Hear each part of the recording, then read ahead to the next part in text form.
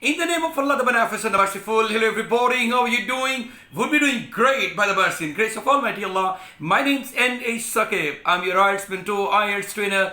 Additionally, we're also teaching the students of spoken English for the last 20 years at the platform of Genius Institute, Lahore. Dear friends, we're also professional student visa consultants. We accept your applications for UK, Australia, Canada, America and across Europe.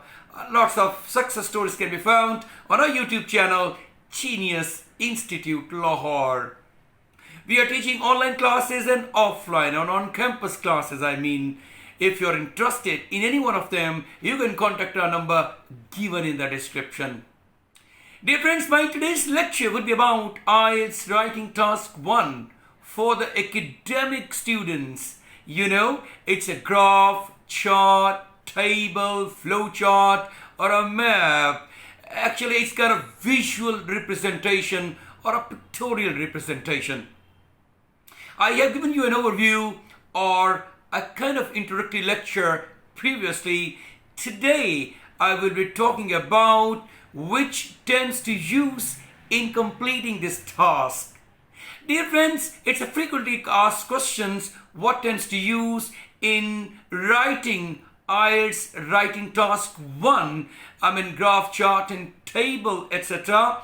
My question is, the tense which is suitable for completing this task should be written.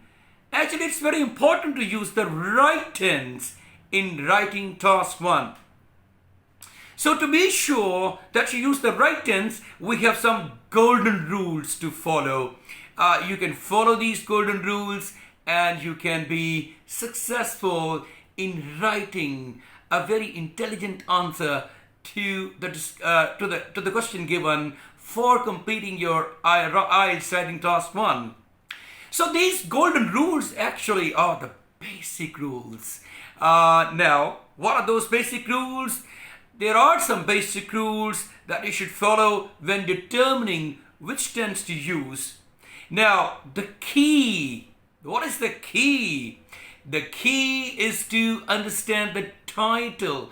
There is a bit of description given in the title. You need to understand what does it ask. And if you understand it, then things will start becoming easier for you.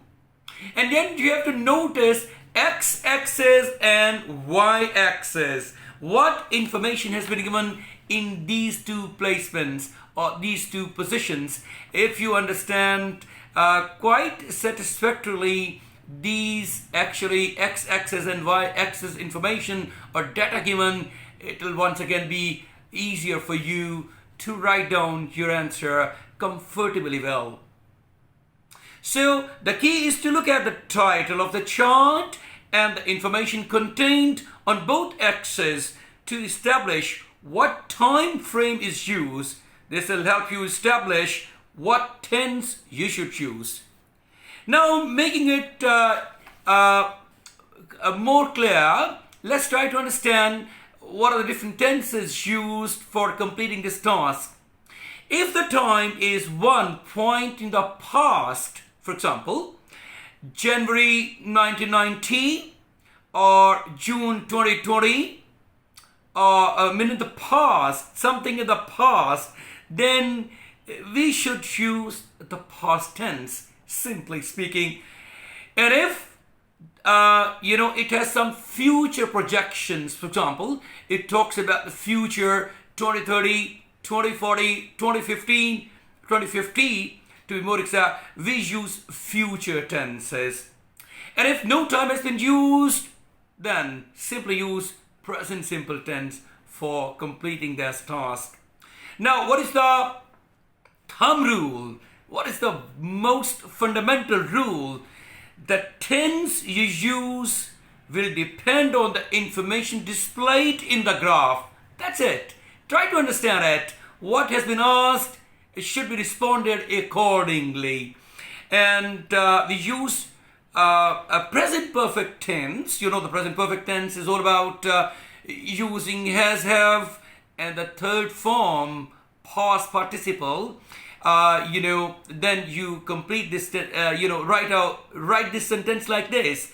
So we use present perfect to talk about an action that happened at an unspecified time before now. Let me give you an example. For example, the price of oil has fallen by $5 a barrel every week since July. So that's it. Now another tense is present perfect continuous tense, and you know that you use it for something started in the past and has continued up until now. And for example, what is the formula of making this the sentence of present perfect continuous tense is have been first form ing, and you also use since and for as it is required for completion of the tense. So we use for example, the example would be like this: oil prices have been decreasing since July. You know, since is used when there is a point in time, and for is used when there is a duration of time. Your teachers actually explain all these situations in the classroom while teaching you about different sentence structures. And now another tense is used, that's future perfect tense, and it is used to state that something will be finished by a particular time in the future. We often use it with by and in. Example could be like this: the price of oil will have reached $300 a barrel by 2030. That's it. And now the next point is when you use past simple tense, use it when you talk about an action that started and finished at a specific time in the past. The example would be like this: the price of oil fell from $150 in January 2014 to $50 in January 2016. Started in the past but finished in the past as well.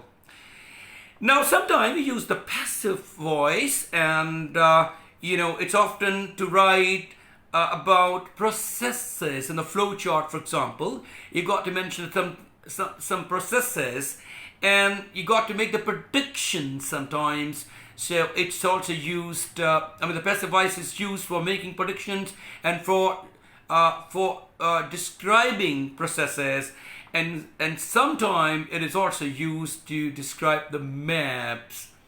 Passive voice is also good when you're using it at its place, when it is needed to be used. My dear friends, it was a very interesting and useful lecture today. I told you what tense you can use at what places, and the thumb rule I gave, what is the demand of the response, should be used the tense accordingly. Thank you very much indeed. I'll see you with another brand new video. God bless you all. Take care of yourself, and bye-bye.